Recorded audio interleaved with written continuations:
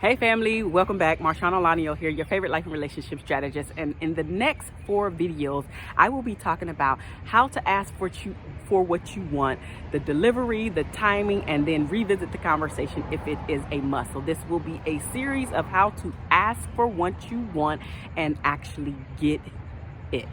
Now, I am MarshaunO, your favorite life and relationship strategist, and I help women that are married or in long-term relationships to go from feeling unstuck and unloved in their relationship and move them and shift them into feeling understood, appreciated, as well as building and creating the intimacy that she wants, needs, and desires. Now, you keep coming back to MarshaunO because you want to be a part of the top 1% of couples that have extraordinary relationships. And so now we're going to jump into how to ask for what you want and actually receive it. So we're going to jump right in. The very first thing that you need to do is to make sure that your request is a reasonable request and make it as close as possible to what you believe and know that your spouse, that your partner is willing and even capable of giving to you.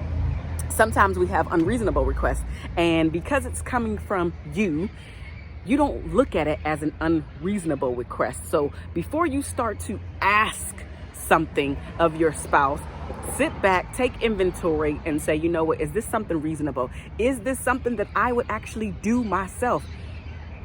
Why do I need this thing? Like, say for instance that you're asking for more intimacy.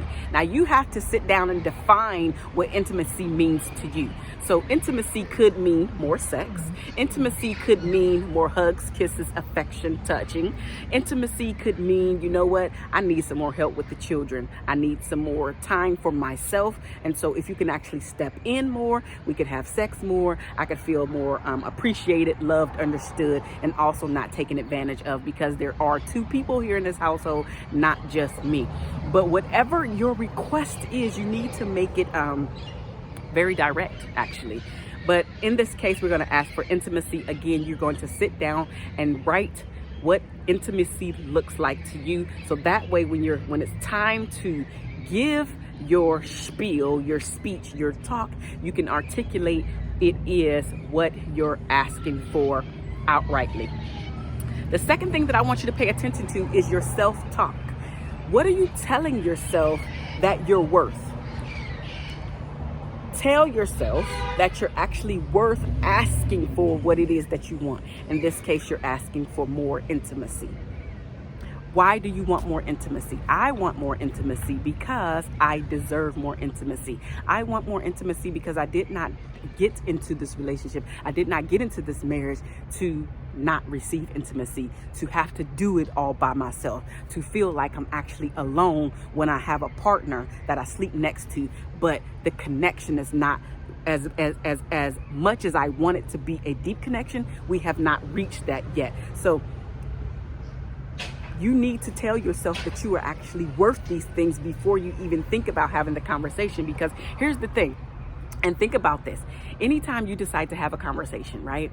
And the results are dependent on the way that you actually deliver the message, but also your belief system. So if I'm slouching and I'm like, well, you know, I'm asking for this because, and you're looking down, no confidence at all is being exuded through you, then not only is your spouse not going to believe you, but if you're a salesperson, the person on the opposite end is not going to believe in what it is that you're selling. And all of us are actually saleswomen and salesmen.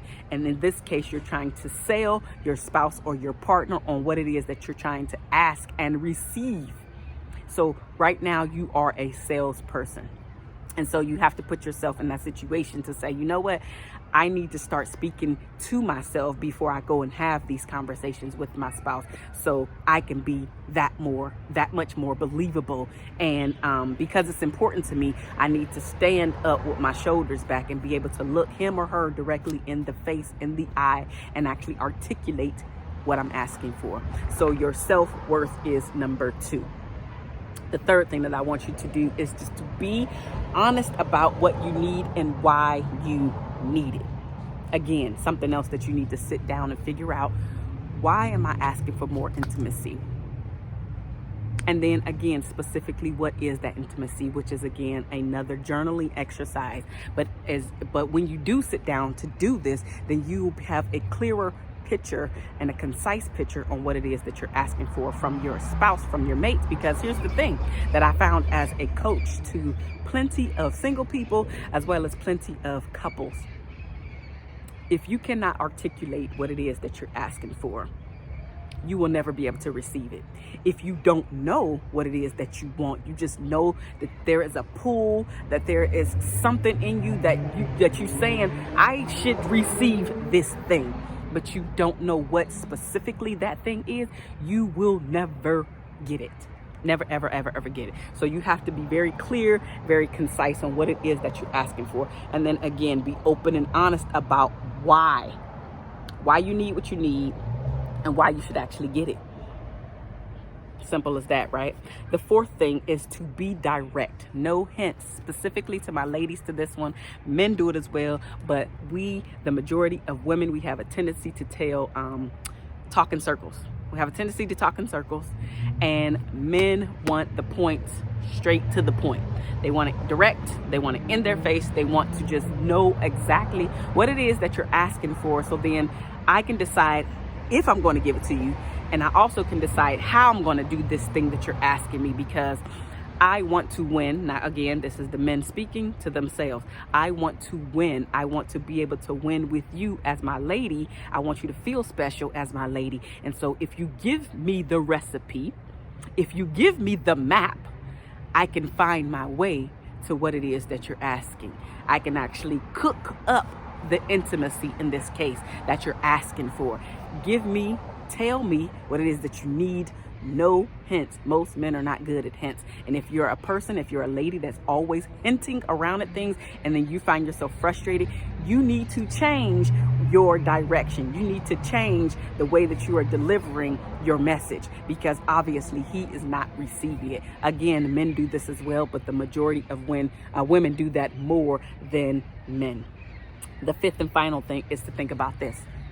What if I don't get what it is that I'm asking for? In this case, intimacy should seem to be easy enough to receive. But here's the thing. You have to remember that everybody grows up differently. And some people are not touchy-feely. Again, depending on what your definition of intimacy is. Some people did not grow up in a household where touching and hugs and I love you were a thing to them. And so when it's not like that in your house that you grew up in, you take the thing that works for you when you were in your childhood. You usually take it into your adulthood until you decide to change things around. And so, ladies and gentlemen, if your partner is not the most touchy-feely and this is the thing that you're asking for, you have to be patient with him or her, because again, it usually comes from the way that they grew up in their childhood. And so you have to figure out the why. Why are they not touchy-feely, so you can be more understanding? I'm not saying that you should not ask for it, because you should, because it is something that you need in order to feel love, in order to feel happy in your relationship. But you also have to realize that it is going to be a nurturing thing that you have to get used to asking, because if you don't, you will never receive it. You will always stay frustrated. And even though he or she has explained it to you, you still will feel like, how come I have to keep having this conversation over and over and over again? You have to keep having it again, because this is your love language. This is something that is innate for you, but not necessarily for your partner or your spouse. So again, just something to keep in mind. The fifth and final thing that I want you to think about is, what if you do not receive the thing that it is that you're asking for? I want to make sure that I actually address this. If you do not receive it, guess what? Do not pout. Do not sulk because you didn't get your way. It's not sexy. It's not cute. And it also shows your level of maturity, because here's the thing. The reality is, we're not always going to get the thing that we want. You know that. I know that. Intellectually, most of us know that. However, we put these greater things on our spouse, on our partner, and we're thinking that they're always going to get it right. But the reality is, he or she is not always going to get it right. You're not always going to feel in love with your spouse. You're not always going to feel appreciated by your spouse. It is a thing that we have to consistently and constantly work on. And so here's the story before I wrap it up. The other day, my feet were hurting pretty bad because I stand on them. I'm always doing something. I'm always on the go doing something. And they were hurting pretty bad. And so after I got out the shower and did all of my ritual lotion and all that stuff, I asked my husband, could he actually rub my feet? Now, usually my husband pretty much just drops what he's doing and he just rubs my feet for, 15, 20 minutes or so. And we move on with life. My feet feel good. I feel rested. We actually connect during that time as well. But in this particular case, he actually said, you know what, I actually don't feel like doing them. And I did get taken off guard because, again, he usually just does it. So when he said it, I had to do the non-pouting, the non-sulking, and I had to be respectful that he did not want to do it this time, regardless that the fact that my feet were still actually aching. I had to suck it up because just because my feet were aching doesn't mean that he has to solve my issue, my problem, in this case, my aching feet. Yes, it would have been definitely awesome for him to do it, but he doesn't always have to do it because I want it. So ladies and gentlemen, it is not sexy to pout. It is not sexy to sulk when you do not get your way. Children do that. Children that throw temper tantrums do that. And so if you are behaving like a child, then you have to realize that you can also be treated as such. And none of us want to do that. Again, it boils down to the maturity level. So you also have to think about, can this lower your self-esteem, and you're actually buying into the fact and focusing on the wrong thing. Well, how come I couldn't get that? Am I not good enough? Why? And you're going down this destructive road and actually putting yourself in a depressive state. So don't do that. The bottom line is this: in order for you to get what it is that you want, you have to think about what it is that you want, number one, and then verbally tell your spouse or your partner, because none of us are mind readers. Again, I am MarshaunO, your favorite life and relationship strategist. And if you need some help connecting with yourself, connecting with your spouse, getting that deeper, intimate connection, intimacy that you want in your relationship, then reach out to me. Go to Marshaun at MarshaunOlanio.com. That is my email address. Send me an email. If you forget it, it is down in the description box below. Or you can just look at my name, Marshaun at MarshaunOlanio.com. I look forward to working with you, hearing from you, and let's get this thing worked out. If there's something that you actually need some help with, I'm your girl. Reach out. I love you guys. There is nothing that you can do about it, and I will see you in the next video. Bye.